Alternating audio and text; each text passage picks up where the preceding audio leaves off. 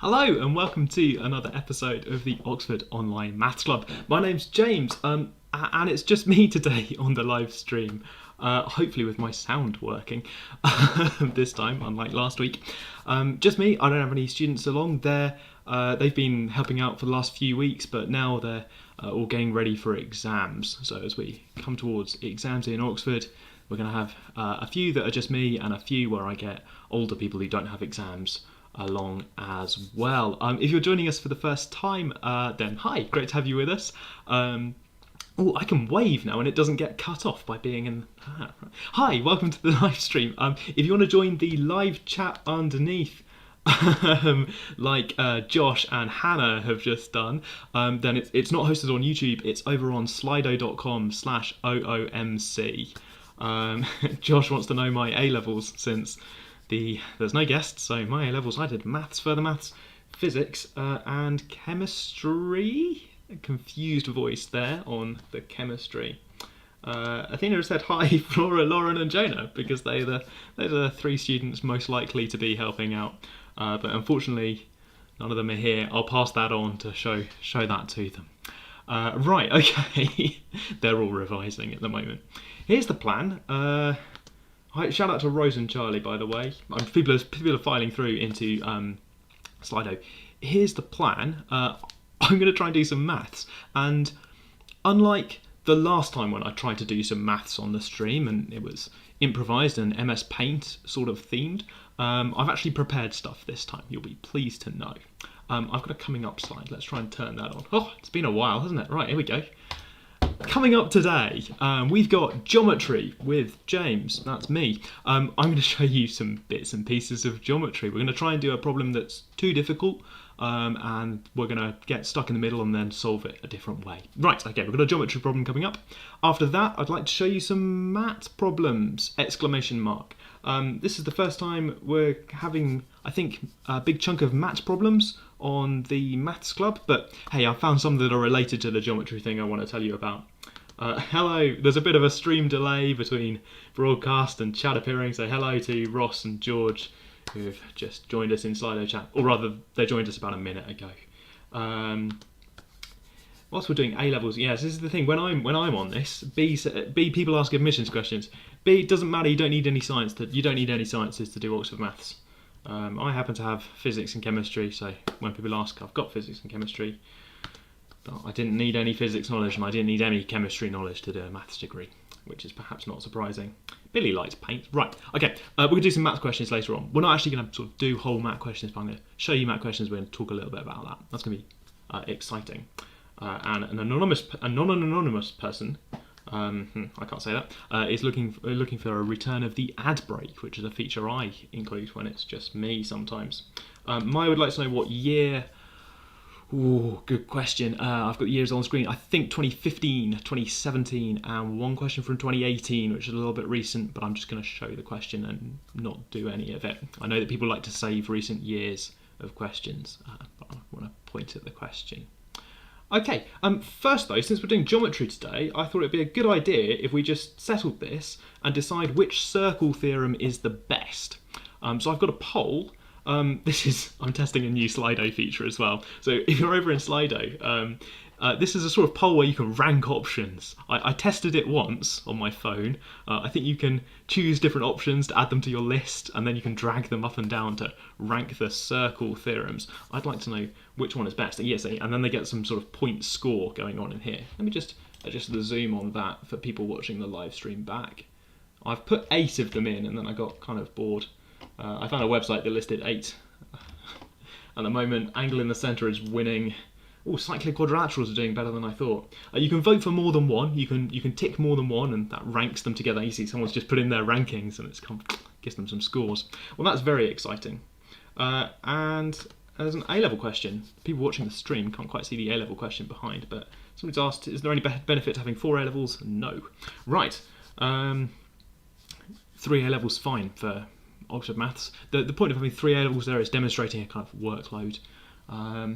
Cool. Angle in the semicircle, Thales' theorem, I think, is winning at the moment with a few votes. I'm going to give that a moment to run because it takes a while for people to decide which of the many angle theorems is is best. Right, okay. And I'm not going to say which circle theorems we're going to be doing later on. Right, quick reminder that further reading is posted on Friday on the website. I couldn't have written it bigger. Every live stream comes with some bits and pieces of ways to find out more about the maths. Sometimes I write up some extra bits and pieces of maths that we forgot to say live or didn't have time to say live. Sometimes we go into more detail, give you some links to other people talking about related things. Interesting how this poll is going. The ones that I thought would win and not winning, and the ones that I thought would come last also not coming last. Right, well, maybe I know nothing about geometry. It's going to be interesting for this first segment, isn't it? Okay, I'm going to start talking about geometry in a moment. But first, let's see, voting sort of slowing down. People are still voting. So Thales is winning at the moment. Angle in the centre is twice the angle at the circumference. It's a great fact. I like that one too. Next up, opposite angles in a cyclic quadrilateral, sum to 180 degrees. It's pretty good, pretty good. Alternate segment theorem coming in at number 4. That's much higher than I thought. Alternate segment is the one that I struggle to remember. Oh, it's just gone up to 3 because someone else voted. Tangent at right angles to radius. Maybe people think that one's a bit too basic to be a good theorem. Angles in the same segment are equal is one of my favourites, and it's come down in 6th. Radius bisects chord at right angles is, again, maybe people are not too excited about that one. And tangents from a point have the same length. Unfortunately, down there, possibly nobody's favourite. Right. Please can I put my slides on further reading? We have tried that once. I might do it again. My slides are like this. This is a blank slide. I'm going to draw some maths on. Yeah, okay. So people in chat are now defending the alternate segment theorem after I slandered it on a Oxford branded live stream. So that's a fun bit of my job. Converse of cyclic quadrilateral. Oh, great fun stuff going on in chat. Right, okay. Let's switch that back to being chat. Okay. Oh, yeah. Well, I get some scores behind the scenes for how much people liked those things. I think those last two might have got no votes, you know. So that's a disappointment for both of those. Imagine being in a competition and getting no votes. That would be absolutely terrible. Right, okay. Here's what I want to do. So when I'm trying to think of geometry questions for maths or just messing around with geometry, quite often I just sort of draw some shapes from the maths syllabus, you know, like draw some circles, and then try and think about questions afterwards. So here I've drawn 2 expert level circles. And I guess once I've drawn my circles like that, they could be not overlapping, they could be overlapping. I guess once I've got them overlapping, a kind of natural question is, well, what's the kind of area of overlap? What's the area of this bit? That feels like quite an obvious question to ask once you've drawn more than one circle. I've got 2 overlapping a bit. What's the area of overlap? And there's some challenges in trying to turn that into a sensible problem, right? We might like to start by thinking about what does that depend on? So if I just wrote a math question that looked like this, find the area inside both circles, that would be terrible as a math question because, you know, I haven't told you what any of the variables are. There's a sort of separate question here of what's important in this question. I guess in general, if I said this hideous question, don't do this. Find the area inside both circles. What circles? Where are the circles? Where are the circles? And how big are they? There's sort of 6 variables, right? I think. If I was going to do a question like this, if I was going to try and set it up, I'd need to say where the first circle was. That's kind of 2 variables for its x and y coordinates of its centre. And I'd need to say where the second circle is. That's 2 variables for its x and y coordinates of its centre. And I'd need to say how big each of them are. So that's 2 radii. This is, yeah, okay, right. So I need to know radii. Zach's got an idea in chat here.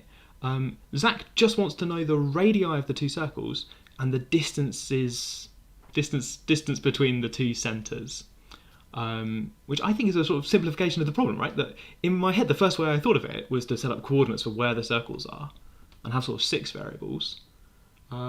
Zach's got it down to 3 by just thinking about the 2 radii, and the distance between.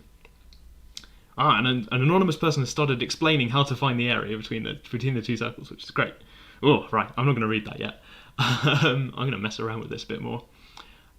Because I guess before we jump in and start finding the area, there's this kind of step that happens before that you never really get to explore in school, because most of the problems we show you in school have been carefully set up so that there's a kind of sensible amount of information for you to work with, and then that you can get a kind of sensible answer at the end. But in real life, when you're trying to solve a problem, or let's say in a maths degree, when you're trying to do a maths problem, quite often it's hard to work out what's important or what actually matters in this problem. I've described this kind of hideous way of setting up the problem with kind of 6 variables for where the circles are and how big they both are. I guess because of the symmetry of a circle, the position of the second one, it doesn't really matter where it is around the first circle. The position of the second circle just matters how far away it is from the first circle. That's something kind of deep about the symmetry of a circle there. I'm thinking about rotating around the first circle so that if I've got some different configuration, I can rotate it to make the configuration look like this. It's only true for circles with some rotations. Okay. And superposition in chat has said that if we were doing the horrible version of the question where I just give you the coordinates, then you could work out the distance using, they've called that Euler's distance formula, to work out the distance between the centres, and that's the thing that matters. Okay. So maybe we should set up this problem. It looks like maybe this was obvious to everyone looking at this, but maybe we should set up this problem just by saying what the radiuses of the circles are, and also what the distance between the centres is. Maybe that was obvious to everyone about how we should set up the problem, but I think there's a moment there where we've got to think about what's actually important, so that we avoid having too much unnecessary detail in the question. Anyway, here's a question.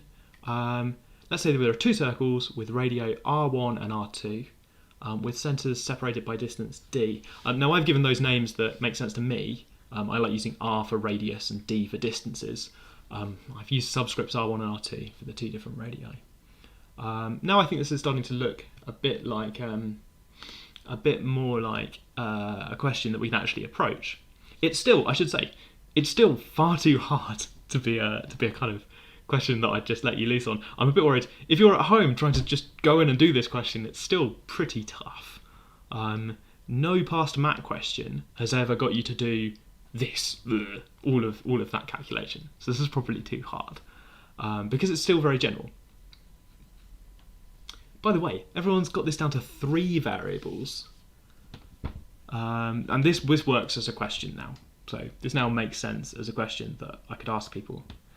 I think I can get it down to 2 variables. Let me try and explain. So at the moment, we've got everyone, I think, is kind of happy with the idea that we could rotate this picture around and we could translate it around, and that doesn't affect the area. There's something else that we could do that does affect the area, but in a predictable way. We could scale the picture. We could grab the corners of it and pinch the zoom, or make it larger or smaller. And okay, that would change the area. If we scale everything up by a factor of 2, then it would make all the areas different by a factor of 4. So we sort of scale everything. But we could do that rescaling to change one of the lengths in this problem to be 1. That's a kind of very complicated idea that doesn't actually help us very much to do the problem. I tried it and it doesn't make it much easier to do. There's a kind of a dead end that I'll spare you from. We could call, for example, here's what it would look like. We would say, suppose, let's just think about the special case where R1 is equal to 1. Okay, 1 watt, right? Like 1 kilometre, 1 mile, 1 distance between here and the centre of town, who knows? But just 1. And then I'll scale up my answer by multiplying everything by a factor of R1 squared. Maybe that's satisfying or maybe not. Yeah, so we can look at just the ratio of the radii. All that really matters for the kind of different pictures you can draw is the distance between the centres and the ratio of radii. And then the actual value of the area, depends on the scale of the picture. because of course it does. If this is in kilometres, then it's bigger. And if it's in miles, then it's even bigger, because miles are bigger than kilometres. Bad example. Okay. So just storing the area would be a one-dimensional solution, because then if we just call the area 1, then we're done. It's 1. Right, okay. I feel like that kind of side tangent is helpful sometimes in some problems to choose what the distance 1 means in your problem. But this one doesn't make it much easier, so that was a kind of rambling distance away. Right, okay. Good. As for actually how we solve this problem, how we find this area, I think I want to split it up into bits. So my plan here is to draw in a line, which is so often the thing you do in a geometry problem, isn't it? I'm going to draw in a line because I can see that it's got a curved side here and it's got a different curve on that side. So maybe if I split those up, then I've got these 2 sections. Let's try colours. I haven't tried colours right. Let's put blue on this side. I've got a blue chunk over here, and I've got, what's a very different colour from blue? I've got a red spotty side over here. And this feels like a good approach because I can think about the blue area here as being part of the right hand side circle. Okay, it's got some points that I'll have to think about. And I can think about the red spotty area as part of the left hand circle. Okay. I'm going to draw in some more lines and think about some lengths and angles. Yeah, so an anonymous person watching is like, well, maybe we should find this distance between the points of intersection in terms of trigonometry. Yeah, I think some trigonometry is going to come into this. Okay, how are we doing? Have I lost people? I feel like I might have lost people. Ooh, never mind. Right, okay, bear with me. We're going to find this area. It's going to happen. Okay, so if I put in their centres, I haven't put in any lengths, any of the information on my picture yet, so I should put in some information. That's going to be length R1. I'll say that's length R2. This length across the middle is D.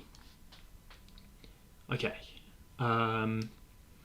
So what do I want?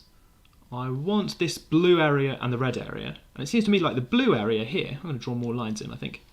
The blue area here looks like it could be made out of a big wedge of the right-hand circle minus a triangle. Do you see what I mean? So between these 2 radiuses I've drawn in, there's kind of a big chunk of that circle. I guess let's put, hang on, my diagram's a little bit funky. Let's put in the blue bit, this bit's blue as well.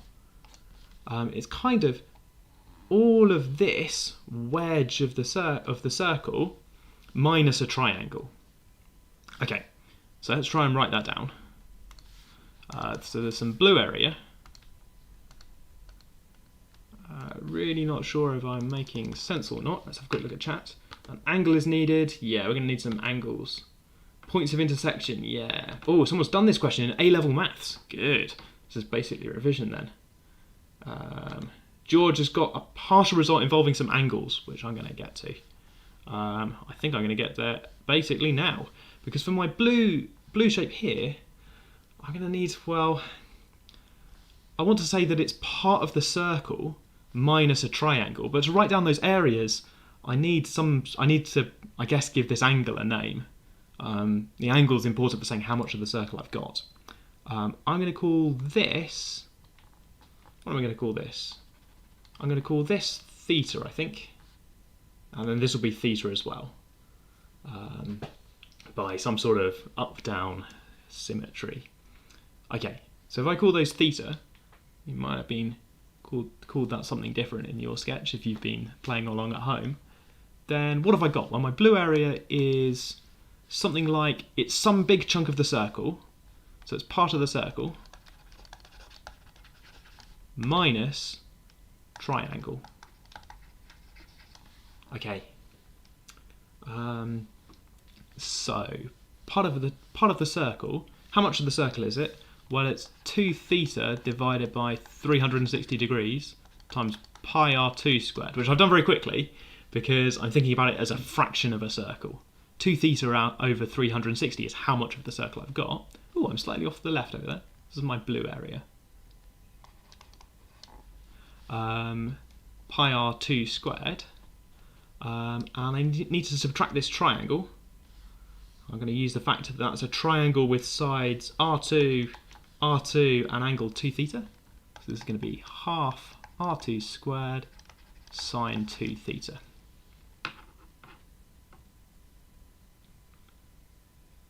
Yeah, would part of the circles be cut off by r2 and r1, says Josh. Ooh. Oh, no, maybe not. Yeah, this is going well. Okay. Somebody asked in chat, how do I know that those angles are equal? I'm just going to do a little nudge here, sorry. Nudge. Which is a good question. I suppose I know they're equal just by symmetry, or kind of by some similar triangles that are going on here. If you ignore all the circles, there are these 4 points, 2 points of intersection and the 2 centres, and up top we've got a triangle with lengths R1, R2 and then D across the middle. And at the bottom we've got R1, R2 and then D across the middle. So those triangles are similar.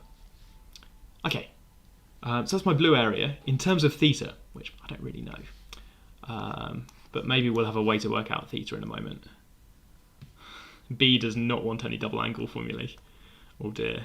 Hey B, if I call that big angle just theta, then it's not 2 theta, it's just theta. So that'd be alright. So just for B, you can redefine theta over here and ignore that number 2 and ignore that number 2. Right. Yeah, which triangle am I subtracting? Maya asks. I think I'm subtracting the triangle from here down and then into the centre. Let's draw a little picture. I guess, because this is, so I've got my blue area, and that's equal to bit of a circle minus triangle. Okay. Is it necessary to split? Oh, which area is the part of a circle? It's the one between points of intersection, those two radii with angle 2 theta. Are we using radians instead of degrees? I'm currently using, would it be easier to use radians or degrees? I think it's about the same. I could, so if I write that as 2 pi, then stuff cancels nicely. If people want me to write that as 2 pi, I'll run a quick poll. But okay, so my thinking on this one is that radians or degrees. So my thinking here is that Matt uses degrees now in the questions. So sort of questions are set with degrees. If you'd rather I did this question with degrees, vote now. And degree votes I think count double, because if you're voting for degrees, then probably because you are not happy with radians at the moment. And people being not happy with radians. Yeah, so if degree votes count double, oh, that rule's going to be controversial. I'm going to get that in chat. It's about 2 to 1. Easier in radians. Radians cancel nicely, but it seems strange. Yeah, somebody's given a page number for this exercise in their A-level textbook. Somebody else has simultaneously asked for a book recommendation, or whatever the previous book was. Whatever's got page 128, this. Yeah, and Flynn's pointed out that, hang on, sometimes circles don't intersect. But if they're really far apart, then the answer is 0, which is good. What about democracy? I love democracy. But not just, yeah, okay. Degrees, see, loads of people are getting degrees in. Matt Parker, possibly, in chat wants degrees votes to count for pi over 180. Right, okay. Cool. Thank you. Right, cool. I'm going to carry on doing it in both. That's going to be fine. I think the actual numbers that we get out don't really matter that much to me, so I'm happy to do this in both. Right, that's going to make everyone angry. Oh, isn't democracy great? Okay, let's talk about that red angle as well, because I don't want to draw too much for the red angle. I just want to point and explain roughly what's going on.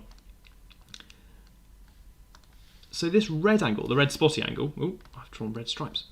Quick, fix it. The red spotty angle, the red spotty area, I can't write and talk at the same time. The red spotty area is going to be a chunk of the left-hand circle with angle, let's call that one 2 phi over there. So angle 2 phi over there. A chunk of that circle minus a triangle again. Kind of the same argument, but red the other way around. Okay, so what would that be? Well, that would be 2 phi over 360 degrees, or for radian people out there, we're now doing parallel sessions on degrees and radians. Pi r1 squared.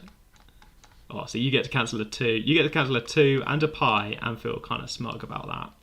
But we both have to subtract off that triangle, which has got size half r1 squared 2 phi, sine 2 phi. Okay. Some people really don't like radians. You see what I mean? Some people really don't like radians. And gradients weren't in that poll.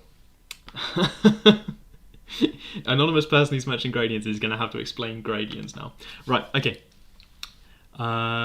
Good. So we've got some expressions. These involve theta and phi. So I guess we need to go on a little journey to think about what theta and phi are.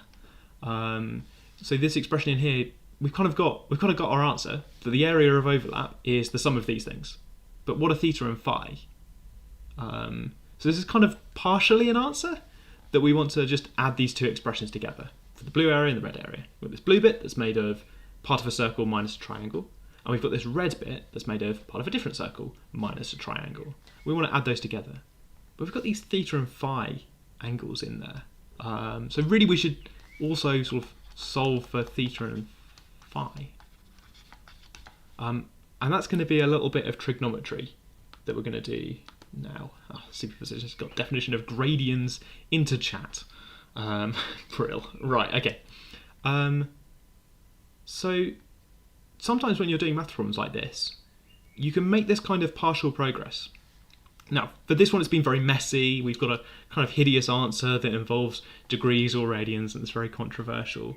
And the point I want to make, though, is that it involves theta and phi. That it's not quite a complete answer, because I really want an answer that depends just on the things that we agreed were important in the problem, R1, R2 and D. But sometimes you get this kind of partial answer, which says something like, okay, I can write it in terms of these other unknowns. Am I making progress? I think so, maybe. I now need to sort of work on working out what those unknowns are. This is like digging a little bit deeper, so we have kind of one sort of level of understanding. We need to go a little bit deeper just to find out what theta and phi are. Okay. Matt Parker would like to know what benefits gradients pose. I think it's just that 100 is a nice round number, and that's a right angle. Yeah, George has simplified the sum there by sort of pulling out some factors. I think possibly for two circles that are the same radius, George. Try to read. There's an r squared in there, whereas I've got two different radiuses. Okay, right. So diversion now. I'm going to try and draw a different picture to talk about theta and phi. And it's going to be worth it because we're going to go on a journey to a kind of different place. Let me show you. Hopefully this doesn't take too long, because... oh my word. Okay, so this is the information we've got. We've got the centres of the circle are separated by distance d, and then there's a point of intersection up here somewhere with radio R1 and R2.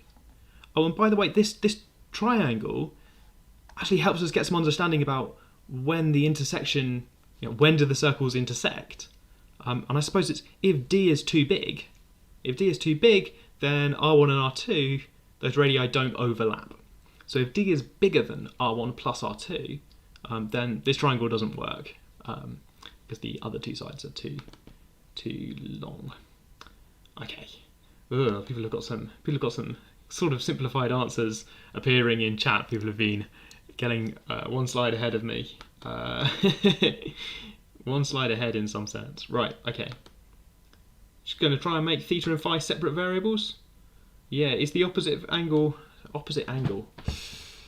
it's tricky, isn't it? Because these angles, this is not a right angled triangle necessarily. I wish it was, I'm not sure it is necessarily. So they don't just add up to 90 degrees, pi by 2 radians, 100 gradients. They don't just add up nicely. We need to think about this triangle.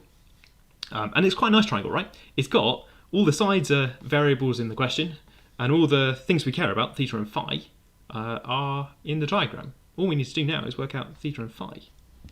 And I think my approach for this is going to be something like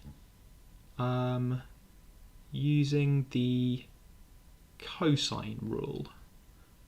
So I'm not really sure we've talked about the cosine rule on the stream before. So let's do a little bit of a refresher.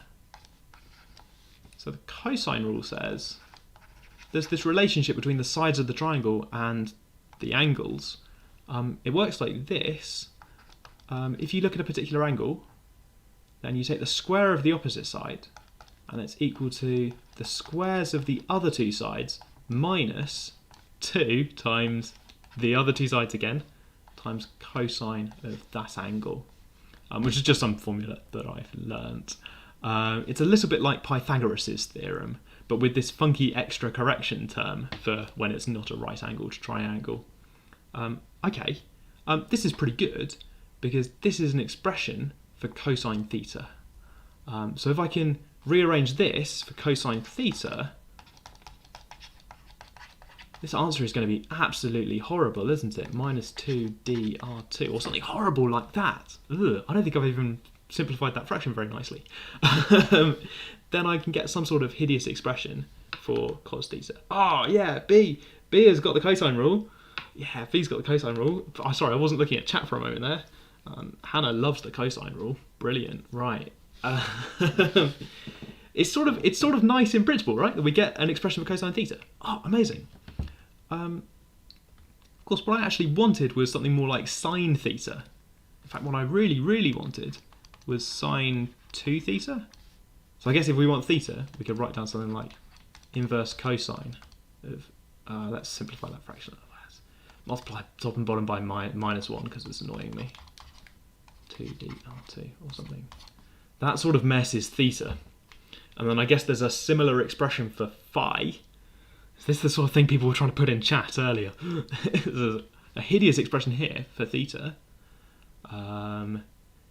Quick check. If d is too large, if the circles are too far apart, then this should go wrong. Homework, I guess. Think about why this goes wrong when d is too large. The triangle sort of stops existing, I suppose, but how does that show up in the algebra? The thing I actually want was sine 2 theta. I've been slightly off-put by someone in chat saying that they definitely don't want to see any double angle formulas today, but shh, very quietly. And this is a relationship that I really like, that sine 2 theta has this nice expression in terms of sine theta and cosine theta. It's absolutely brilliant. That you can write down sort of complicated formulas for sine involving larger angles in terms of smaller angles. If you've never seen this before, then isn't this great? You can write sine, there's this relationship between sine waves. I first saw this in my school's maths club, so I've been sort of looking forward to putting it into this maths club somewhere, on the off chance that somebody watching hasn't seen this fact before. Isn't it weird? So I had a sine 2 theta in my expression before. All that I need to work out is sine theta and cosine theta. Okay, cosine theta done, sine theta not done. Need to work out sine theta. Yeah, if d's too large, then that's going to go pretty wrong. Okay. So cosine theta were good. I want a sine theta and then I'm done. So I want a sine theta. Any suggestions for how to work out sine theta, please? In chat, if you could. Yeah, so people are worrying about whether that thing inside the brackets is between -1 and 1, I guess, for that inverse cosine, which is what I was thinking about. For if d's too big, then things go wrong. Ellie wants to split it into 2 right angled, use the height. Do I want the area of this triangle though? Ooh. Interesting idea. Hold the thought, Ellie. I like it. I've started doing it this way, so I'm going to finish doing it this way and then come back to what Ellie said about the area. Hannah's just proved this kind of double angle thing. And what is this username? Laxmonoidal functor for the constant functor. And yeah, Molly, people are answering the previous thing and the new thing. We could, okay, so just want to use the sine rule, which is the first thing I thought of as well. The sine rule relates sines of different angles, so I can relate sine theta and sine phi to each other, which is not quite what I want in this situation, turns out. I wrote it down, so I went one step further than Josh. I wrote down the sine rule and then thought, oh wait, no, that doesn't just give me sine theta on its own.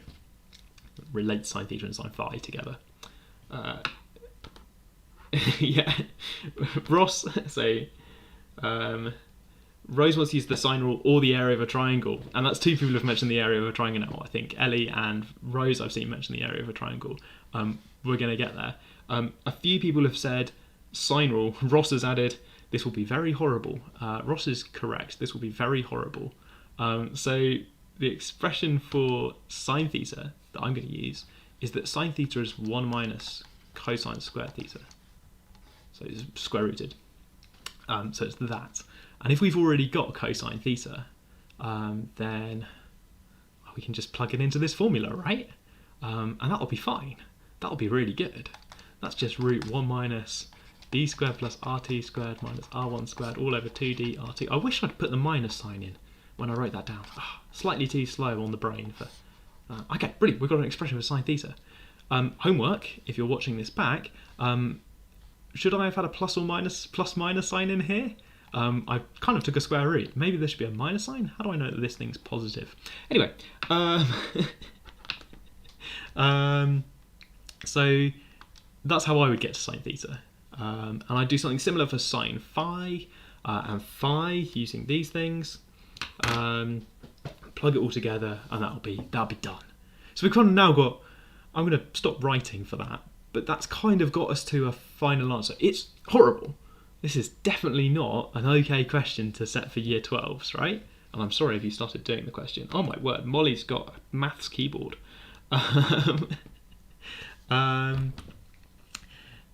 This is not an okay question for year 12s because the answer is really hideous. If I put some actual numbers in, then you stand a chance of chasing it through and actually working stuff out. And people are answering the homework question. The angles are cute, so sine is positive. It's definitely between 0 and 180 because it's an angle in a triangle. So sine's positive. Good. I'd like to come back to that idea about area that people were talking about. Because the area does actually give you a way to think about this triangle. Okay.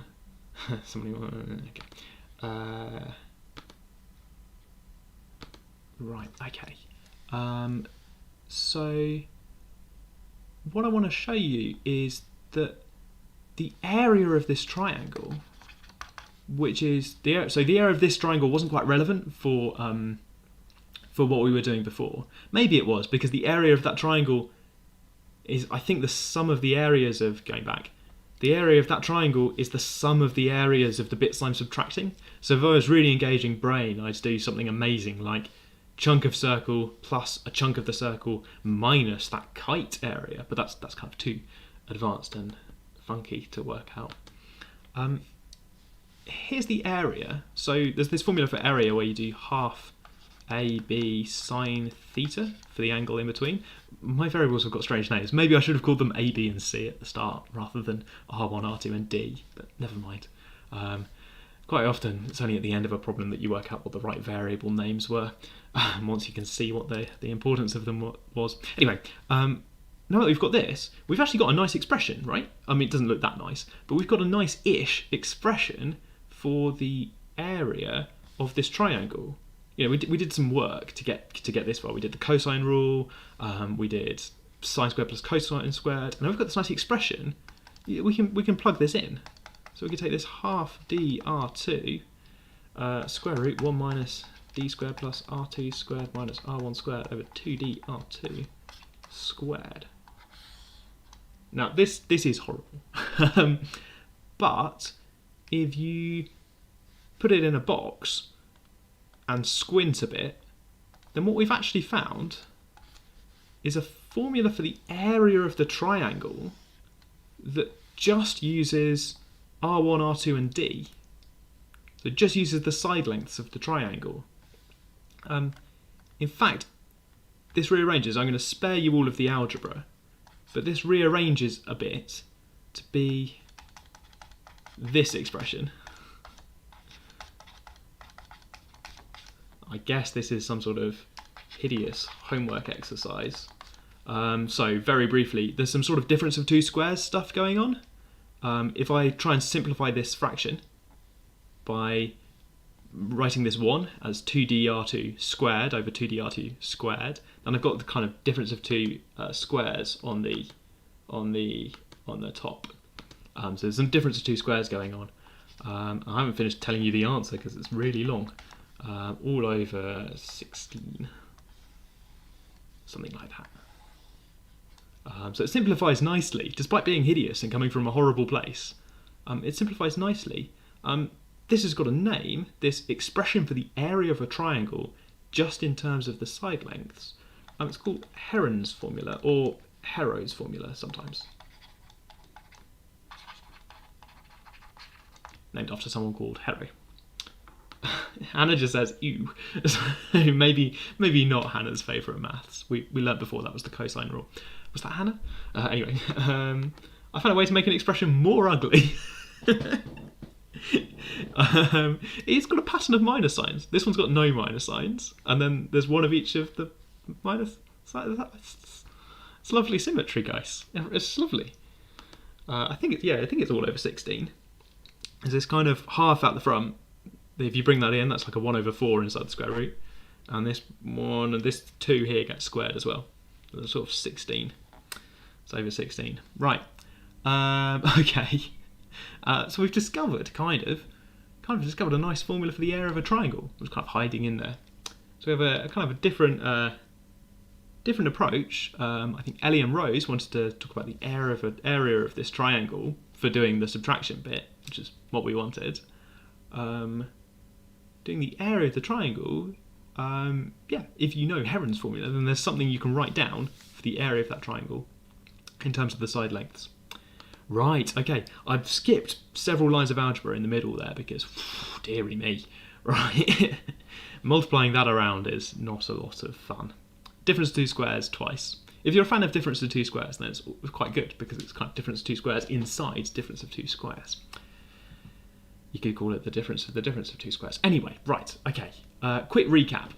I haven't written down a final expression because everything's nasty, but in principle, we started with a problem, find that area, and we wrote it down in terms of some angles, and then we found the angles in terms of the side lengths of the triangle. I wrote down one of them and then gave up and didn't write down any more angles. So maybe there was a different approach all along, thinking about the area of the triangle. We discovered this kind of formula for the area of a triangle along the way. That's quite nice. Right, okay, quick summary. What do? We doodled a couple of circles. I asked an obvious question with the circles. If you overlap them, what's the area? We had to think about what was important in the question. This step is overlooked quite often because quite often the problems that you're shown, somebody else has already done that and decided what's important to show you in the question. It's, I think, considered bad manners to give somebody a question with loads of irrelevant information in it. Just looks a bit rude. So quite often somebody else does all the work to remove all the irrelevant stuff. We split the problem into parts, those two red and blue areas. That's a common theme for solving problems. We got a partial answer in terms of things we didn't know, that expression involving theta and phi. We went and tried to solve for what they were and discovered Heron's formula for the area of a triangle, which is quite nice. And we did get a final answer. We didn't write it down, but we kind of morally got to a final answer. You could do area of the two bits of circles. Yeah, what Molly said. Area of the two sectors minus twice that Heron area. Ooh, that's not too bad. Except the area of the sectors involve theta and phi. And theta and phi have those kind of inverse cosine expressions. So I don't think there's a nice answer. I think the answer's pretty horrible. Sorry. Okay. Maths summary quickly, of just maths we've seen along the way. Double angle formula for sine t theta, that was quite nice. We used the cosine rule. We thought about using the sine rule and then decided not to, but there's There's really nothing wrong in thinking about using the sine rule. There's a fact about the area of a triangle that I used very quickly and didn't say very much about. Half BC sine theta for that one above. This is the normal way to label the size of your triangle, by the way, to have the side name match up with the opposite corner. Weird, right? Like A, B, C. And then you call this side A, this side B, and this side C. It's a little bit odd, isn't it? We have this completely new area of the triangle. Oh, and there's this nice way to write it, which sort of hides all of the factors of 2 and all of the adding and subtracting. If you define S, which is sometimes called the semi-perimeter, for a sort of obvious reason, if you know what semi means in semicircle, semi-perimeter, then you get this sort of expression, the area of a triangle. That form of Heron's formula is the form that everybody says, because it looks a lot nicer. As soon as you try and do anything with it, you have to work out the semi-perimeter and then start subtracting stuff. So as soon as you try and actually write down the area of a triangle, it's not bad. So you now know if I give you a triangle with side lengths 3, 4 and 6, the area of that triangle, you don't need to find any angles, you just plug all the sides 3, 4 and 6 into this with semi-perimeter 6.5 and then multiply everything together. Good. Right. How many times does the mat take place every year, says an anonymous person? Just once, says Molly. Thank you, Molly. Right. Okay. Math summary. Right, quick ad break. While I try and catch up with chats. What have I missed in chat? People talking about maths, people talking about areas. Ad break's back, look. This one's about the Eurovision Song Contest. What's the feeling? So I missed this question because it was kind of related to my rambling. What's the feeling of being able to tackle all the maths problems at undergrad level? So I guess there's two things to say there. The feeling of tackling maths problems is often coming up with the right thing to do and then having a go at doing it. But thinking about what you're going to do for a problem is tough. So here where we pause to think about how we're going to find sine theta, and there may be more than one approach. How are we going to find sine theta? There was a way to think about it. And then the feeling of actually doing the problems is great, because actually doing stuff is fantastic. I've remembered this ad break. I've got a kind of poll for this. I'm experimenting with Slido features. This one lets you type numbers in. Ellie wants to say, in the Mac, can I say that I morally got the right answer? B, Maya says we're 50 minutes in. 50 minutes in. Time to get really confused, I guess. We're going to add some numbers together. It's the ad break. Yeah, it is nearly 50 minutes in, isn't it? Right, okay. That starter thing went on longer than I thought. Always does. Yeah, okay, right, let's interact with... So, Ellie from Area Suggestions. Hi, Ellie. What about using trig where phi is sine minus 1 h over r1? Oh, inverse sine of h over r1, where h is the height of the triangle. Okay, so Ellie's got a strategy where you drop the perpendicular from the top of the triangle. I call that h. That's h for the height of the triangle. And then you can write down sine theta for that, which is great. I guess we need the size of the height of the triangle then. It's kind of expressing it in terms of the height.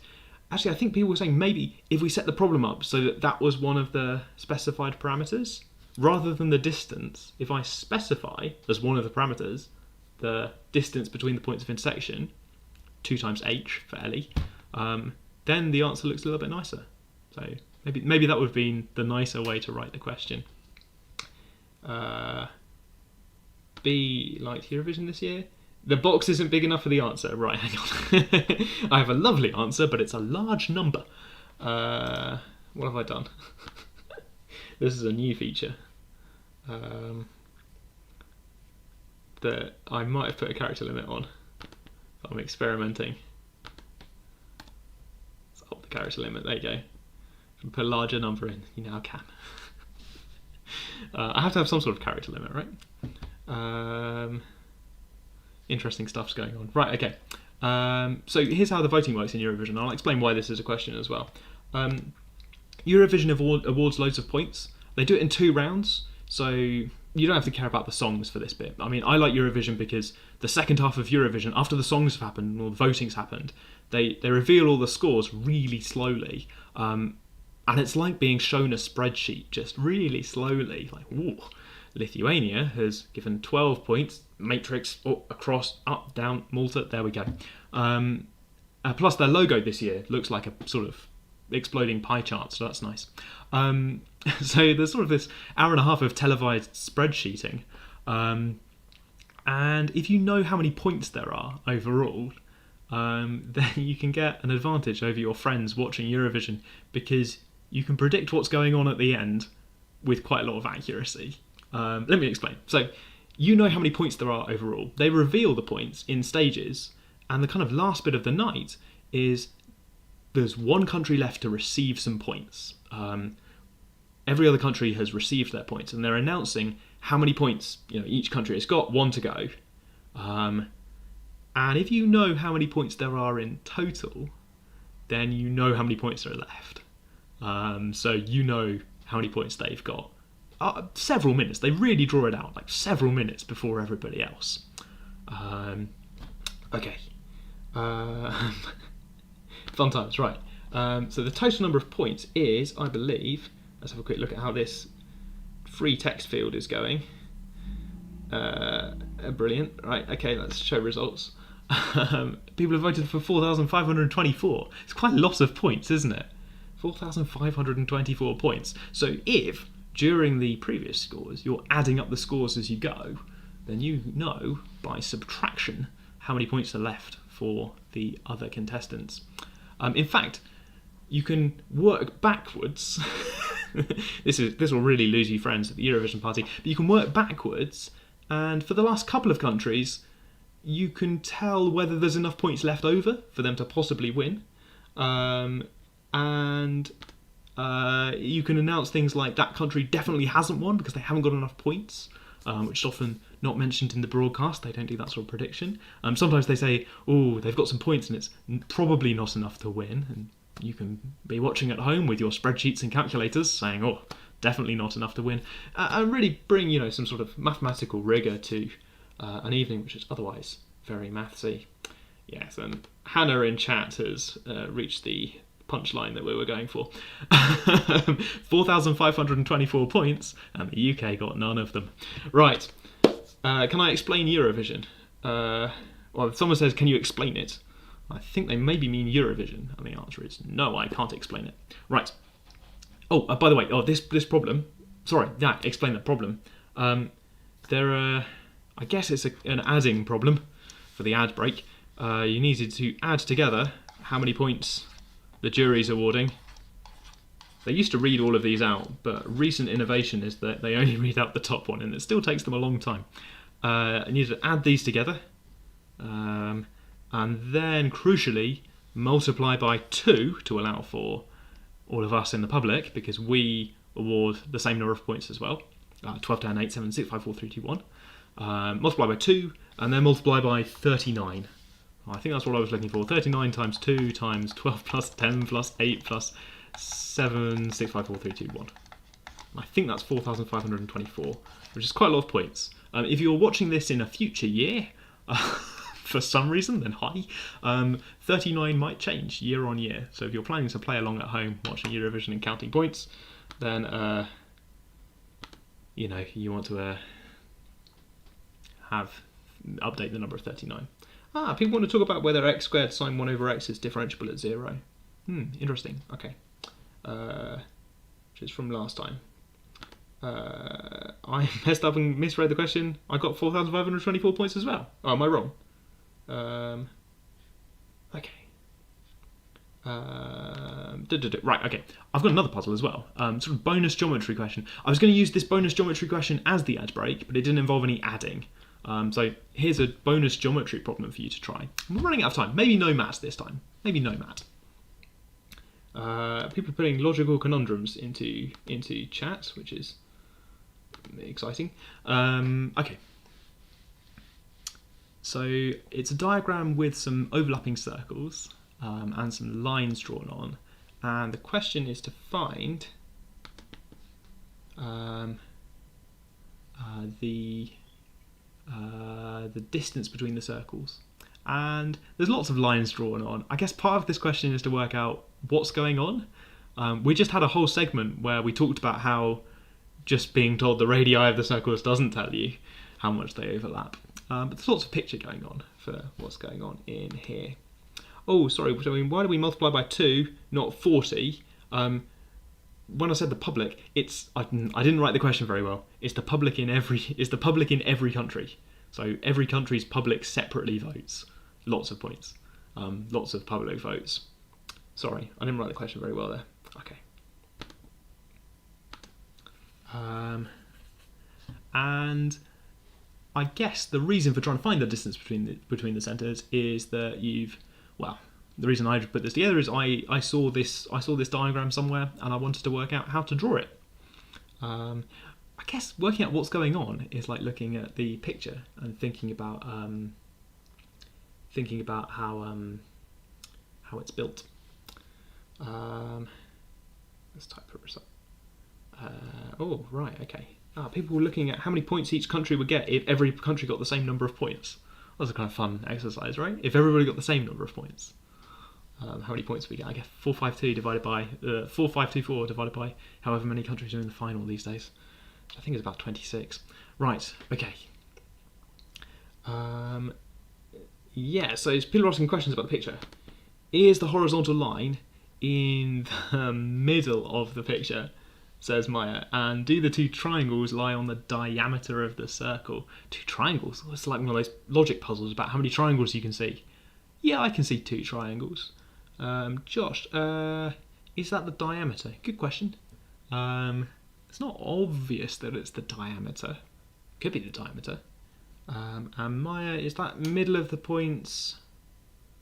The middle of the points of intersection of... is the horizontal line in the middle of the points of intersection? No, is the horizontal line in the middle of the points of intersection of the circle? Oh, right, is that horizontal line in the middle of the line? Yeah, I get it. Is this equal to this? I think it might be yes, because I think the way this is built, probably there's other ways to build this, but I think the way this is built is that from the top point of intersection, there are these two lines that come out through the very leftmost bit and of this circle and the very rightmost bit of this circle. So those are the kind of furthest away points.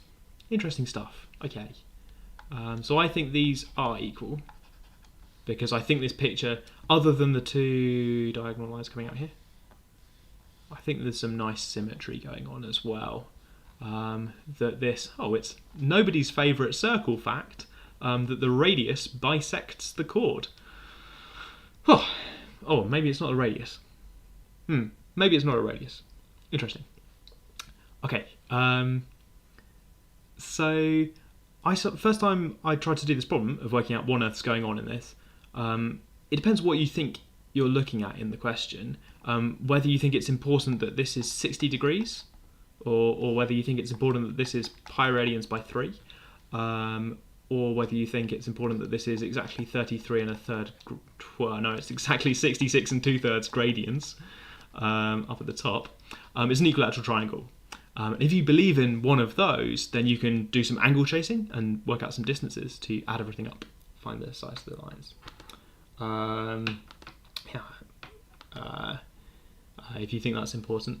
If you follow my idea of this point of intersection and then lines through the left and right bits, then a nice way into the problem is to spot that this is a right angle here. This right angle means that this is the angle in a semicircle. So this line is the diameter, which is something Josh asked. That's the diameter. If it's the diameter, it's going to go through the middle. There's some equal segments here and here, like Maya asked. So this is halfway along. So this is the centre. Okay, so this is the way that I like to see the question. Now, this point here is actually the centre of this circle. This point is the other centre. How am I spelling centre? One of each. So the distance between them is actually 1. Okay, distance 1 it is then. Yes, everyone who put distance 1, correct. Source for this is a band called the Glitch Mob. This is their logo. It's used in songs. They have a song called Between 2 Points, which has some geometry themes lyrics in, which is the inspiration for this question. Right, good. Okay. I'm going to wrap up, no American plus, with Molly's fun fact, which I saw in chat earlier. There are some approximations to pi. You can use 22/7, or Molly says you can use 355/113, which is a nice approximation. Yeah, Matt says, how do we know it's an equilateral triangle? It depends what you think is going on. If you think that it's an equilateral triangle by definition, with some circles drawn on it, then it's an equilateral triangle because we started with an equilateral triangle. Thank you, Molly, for the fun fact of approximations to pi, 355/113. Right, I'm going to very quickly show you some math problems. We're obviously not going to do them because we've got less than a minute. Here's how math problems have dealt with this overlapping circles idea. We're skipping this one. Here's a nice question from 2017. Warning for people who don't want to see map 2017. The way they dealt with it was by having this kind of area question where there were some horses, and the horses were on ropes that let them reach certain parts of a field. And the question asked about the intersection area that both horses could reach, where the horses can meet each other. It also asked about this area where neither horse can reach, and I guess the grass grows longer in that bit because neither horse can reach those areas. So there's some sort of nice ideas going on in here. A similar thing about thinking about intersection area between circles made of sectors of circles minus triangles, but overall sort of similar idea, but made easier by having the circles be the same radius and giving you a particular problem with some numbers in that you can get stuck into. So today's been a bit abstract and weird. In the further reading, I'm going to put bits of this math question in case you want to see what it's actually like if we bring it back down to a kind of maths level. We've been post-math level, and further reading. Thanks for watching. It's been fun talking to people in chat again. I haven't done this running chat, and oh my word, people are putting approximations to pi in chat. How do I say poincaré? I think I say it with a French E. Right, poincaré. I think. Right, anyway, I'm getting distracted by chat again. It's just like the old days, getting distracted by chat while trying to do maths. Somebody asked me to prove Fermat's last theorem. Right, I'm going to wrap up. I'm going to hang out in chat a little bit because people are still asking questions. But I will see you on the live stream again in 167 hours. Bye. I'm so bad at finishing this. I never remember to just...